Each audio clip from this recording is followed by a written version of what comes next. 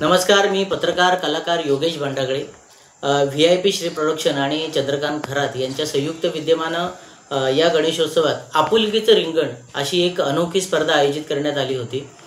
कोकणातली जी लोकसंस्कृती आहे ती जतन करण्यासाठीचं अभियान आपल्या कोकणचे सुपुत्र शाहीर विकास लांबोरे यांनी हाती घेतलेलं आहे आणि त्यांच्याच संकल्पनेतनं ही आपुलकीचं रिंगण ही स्पर्धा नुकतीच घेण्यात आली. यामध्ये आपल्या कोकणातली जी फुगडी असेल किंवा टिपरी असेल किंवा गोपनृत्य असेल तर त्याच्यामधली जी पारंपरिक गाणी आहेत ती संवर्धित करण्यासाठी ही स्पर्धा आयोजित करण्यात आली होती. आणि या स्पर्धेचं परीक्षण करण्याची अत्यंत महत्त्वाची आणि मोठी जबाबदारी माझ्यावर होती आणि ती मी माझ्या पद्धतीनं प्रामाणिकपणे पार पाडण्याचा प्रयत्न केलेला आहे. सर्वात आधी ज्यांची जी संकल्पना होती ते शाहीर विकास लांबोरे यांना मी मनापासून धन्यवाद देतो की त्यांनी अशा पद्धतीनं कोकणातलं फुगडी टिपरी असेल किंवा गोप असेल तर हे जी आपली लोककला असेल किंवा पारंपरिक गाणी या निमित्तानं जी आहेत ती नव्या पिढीपर्यंत पोहोचवण्याचं किंवा ती गाणी जतन करण्याचं महत्त्वाचं काम त्यांनी केलेलं आहे. आणखीन मी अभिनंदन करेन या स्पर्धेमध्ये सहभागी झालेल्या सर्व महिला मंडळांचं. कारण रायगड असेल, रत्नागिरी असेल, सिंधुदुर्ग असेल तर इथून जवळपास 42 महिला मंडळांनी या स्पर्धेमध्ये सहभाग घेतला होता आणि मला समाधान वाटलं की आपल्या कोकणातल्या ग्रामीण भागात आजही आपलं फुगडी असेल, टिपरी असेल किंवा गोप असेल तर ह्या ज्या कला आहेत, लोककला आहेत त्या अजूनही टिकवून ठेवलेल्या आहेत. 42 व्हिडिओ मी बघितले. कुणी गणपती बाप्पाच्या समोर टिपरी नृत्य करतंय, कुणी गोप विणतंय, कुणी आपल्या घराच्या अंगणात महिला एकत्र जमल्या आहेत आणि छानपैकी ढोलकी वगैरे वाजवून नृत्य करतायत आणि पारंपरिक गाणी ही जपली जात आहेत, म्हटली जात आहेत. हे फार मनाला विशेष आनंद देणारं होतं. या संपूर्ण स्पर्धेचं जे नियोजन होतं ते योगेश लांबोरे यांनी केलं होतं. त्यांनी शिस्तबद्ध पद्धतीने सर्व व्हिडिओ माझ्याकडे पाठवले. हे व्हिडिओ माझ्याकडे आल्यानंतर 42 व्हिडिओ मी बघितले. त्यानंतर यातून नंबर काढणं फार अवघड होतं कारण सगळीच जी महिला मंडळं होती त्यांचं सगळ्यांचं सादरीकरण खूप चांगलं होतं. त्यामुळे पहिला दिवस गेला, माझं समाधान झालं नाही. मग अजून मी एक दिवस घेतला. दुसऱ्या दिवशीही मी त्याच्यावर काम करत होतो. मी पुन्हा सगळे ऐकत होतो, बघत होतो. पण या स्पर्धेचं तुम्ही वैशिष्ट्य बघितलं असेल तर त्याच्यामध्ये ज्या नियम आणि अटी होत्या त्याच्यामध्ये पहिली अट अशी होती की यामधली जी गाणी आहेत ती पारंपरिकच असावीत. ह्या अटीमुळे माझं काम अगदी सोपं झालं. बरीचशी जी महिला मंडळं होती त्यांचं सादरीकरण छान होतं. त्यांनी ही आपली परंपरा आहे फुगडी टिपऱ्याची ही जपून ठेवले. त्यामुळे त्यांचं कौतुक करावं तेवढंच थोडं आहे. मात्र त्यांची जी गाणी होती ती मराठी, हिंदी किंवा ट्रेंड जी गाणी आहेत त्यांच्या चालीवर आधारित अशी त्यांची गाणी होती.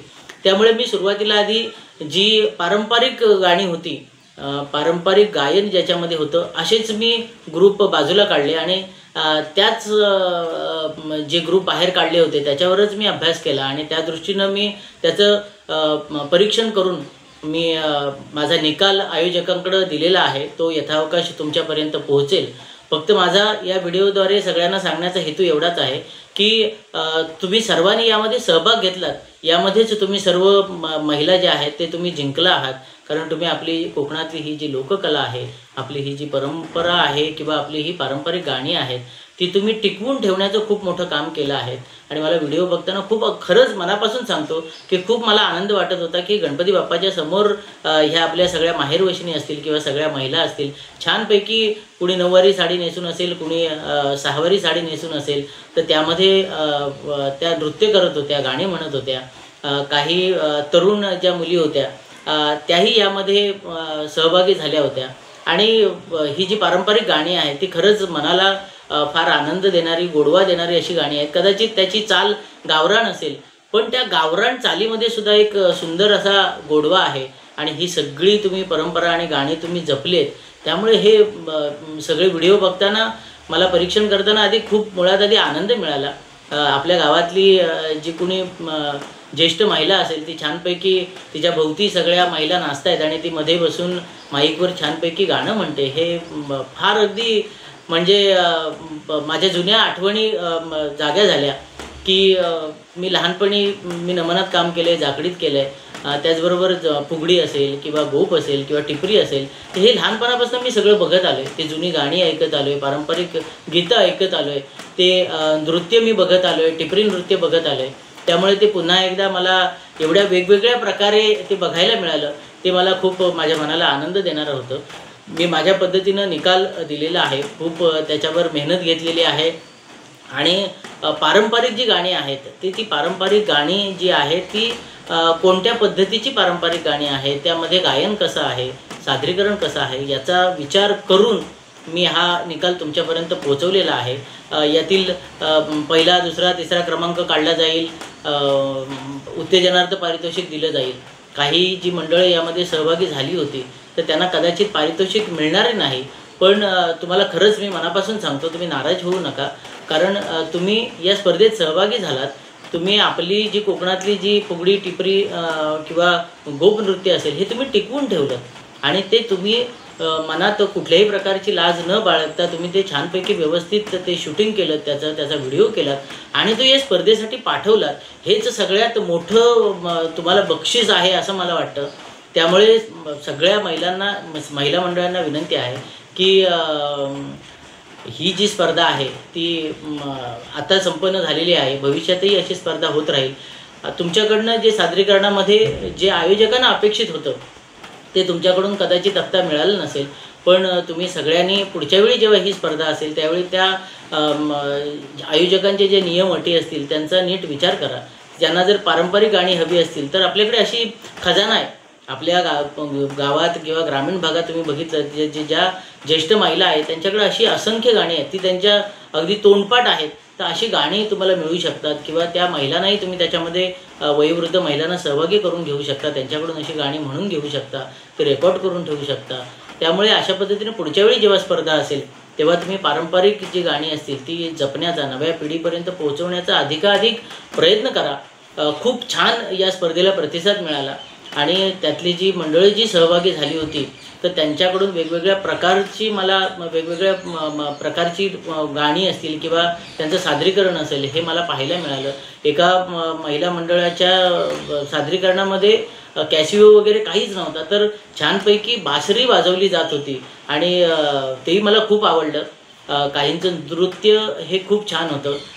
काही चाली मारतात याच्यामध्ये, टिपरी नृत्यामध्ये किंवा गोप नृत्यामध्ये, तर तेही मला यामध्ये प्रकार दिसून आले. पण आपण परीक्षण करताना मी स्वतः की पारंपरिक गाणी जी आहेत त्याचाच मी प्रामुख्यानं विचार केलेला आहे, हे तुम्ही लक्षात घ्या.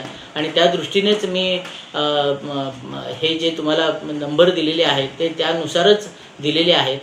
तुम्हाला तुमच्या हातात निकाल आल्यानंतर तुम्हाला सहजपणे लक्षात येईल की नेमकं परीक्षण करताना काय पाहिलं गेलं आहे, आयोजकांना नेमकं काय अपेक्षित होतं आणि कशा पद्धतीनं निकाल लावलेला आहे. सर्व व्हिडिओ तुमच्यासमोर आहेत, त्यामुळे तुमच्या सहजपणे लक्षात येईल की निकाल कशा पद्धतीनं दिलेला आहे आणि तुम्हाला पुढच्या वेळी जी स्पर्धा असेल तर त्यावेळी तुम्हाला ते फार उपयोगी पडेल.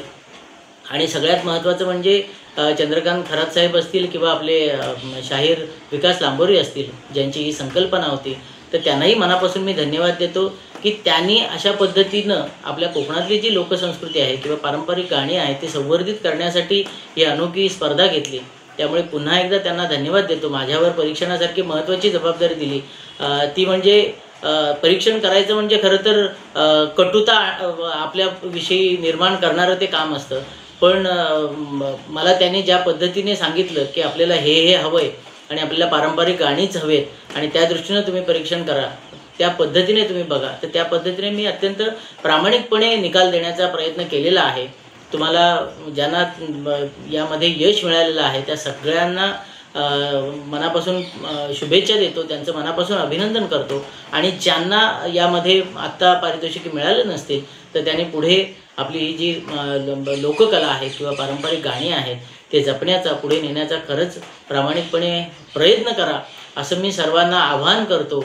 आणि तुम्हा सर्वांना पुन्हा एकदा या स्पर्धेला तुम्ही अतिशय छान प्रतिसाद दिलात त्याबद्दल तुम्हाला सगळ्यांना मनापासून धन्यवाद देतो. आयोजकांचे मनापासून आभार मानतो. धन्यवाद.